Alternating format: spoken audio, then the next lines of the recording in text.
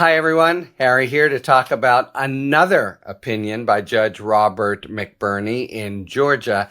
And this also shuts down an effort by the Trump-controlled election board to change the procedures in a way that gives the possibility of chaos and exploitation by Trump after the election to just make trouble. So they did two things. First, they said, hey, if you have any reasonable cause to think something is fishy, you can not certify. And McBurney really was very firm. We talked about this yesterday, saying, that is not the law. There's nothing at all close to the law there. The law is rather, you must certify, and it really just calls out what the election board is trying to do. Again, there are three handpicked members that are Trumpists and two others, and just by 3-2 votes, they're just trying to mess with things any way they can. Just put sand in the gears and get a delay, and then have Trump be able to maneuver. It's nefarious. All right, they did one other thing, which is they said you have to hand count ballots. And it's this sort of false notion that somehow that's more accurate. Oh, what could be bad about a hand counted ballot? But the process that they had in mind was 3 people count to 50 and make sure they're 50. And if they disagree, they start again. And, once you're counting the ballots by hand, first of all, the likelihood of human error is high. And then just of things happening is high. All it needs is one stray ballot. And now you have, oh my, what are we going to do? We have to hold up everything while we figure it out. Okay, so McBurney, again, really, sees what they are up to and very strongly shuts it down. So these are the two big rules they've tried to do. And now both of them McBurney has shut down. We'll see if they try to take an appeal, but it's a really solid opinion again, as was yesterday's. It's on the basis of an injunction. So yesterday's was a motion for declaratory judgment. Tell us, please, what the law is. This is one saying, stop this law. Don't apply it, the one that says we'll hand count, because it's prejudicial and it's probably wrong. And that's the standard for granting an interlocutory injunction. So the amended language is, after the polls close, the poll manager and 2 poll officer witnesses are supposed to unseal and open each scanner box and remove the paper ballots. You then present them to 3 poll officers to independently count the total number of ballots. The defense of this has been that I've seen what's wrong with how can you possibly oppose hand counting? Isn't that the, gold standard for accuracy? The answer is no, that is not the gold standard for accuracy. That is the standard for screw-ups and inconsistencies. And that's, of course, why the Trump people are doing it. They've got to reach the same count.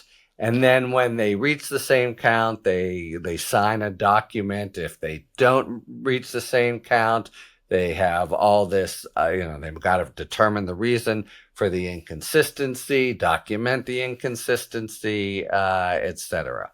Also, of course, a delay, because if there's more than 750 ballots, you can start the next day.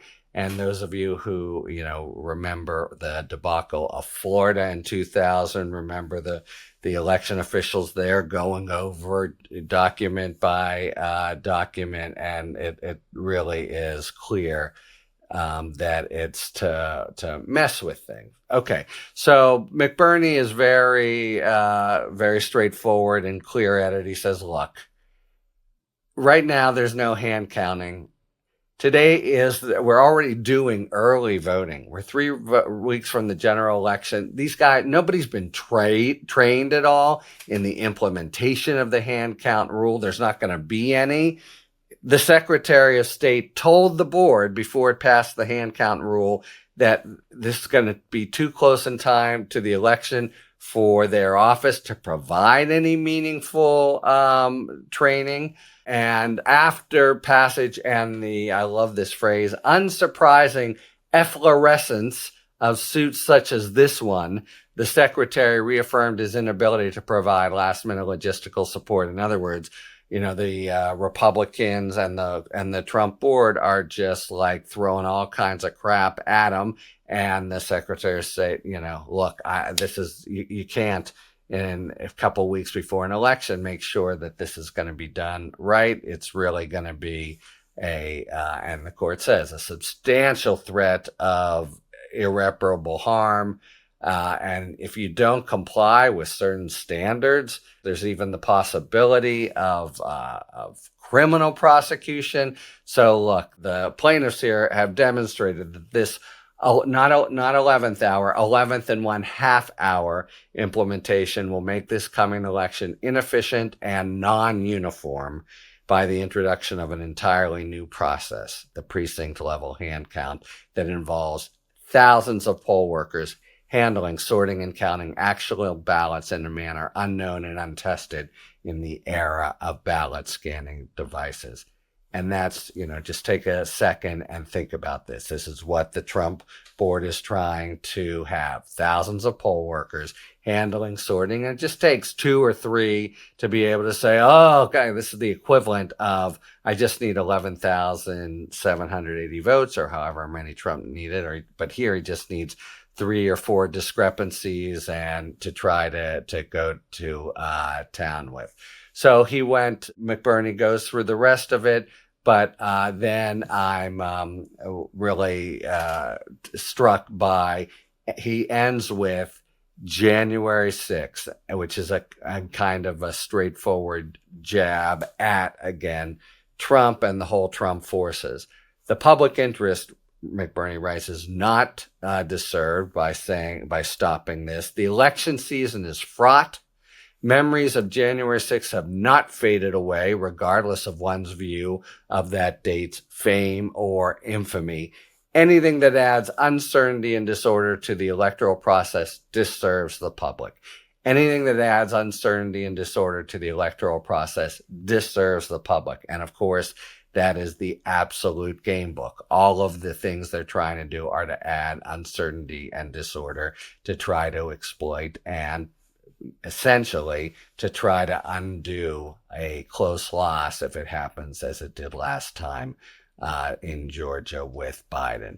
So the second big rule that they tried, and they very disingenuously said, oh no, this just helps with accuracy, has been firmly shut down by the same judge, a really solid judge, and methodically sets it aside. We'll see if they try to appeal now, but I don't think their chances would be very strong. And of course, we're even closer to the election. What court wants to take the chance of injecting chaos into the whole process? So that is these 2 big threats that the Trump board initiated. Reasonable cause, and before certifying, McBurney says, no, you must certify, that's your duty.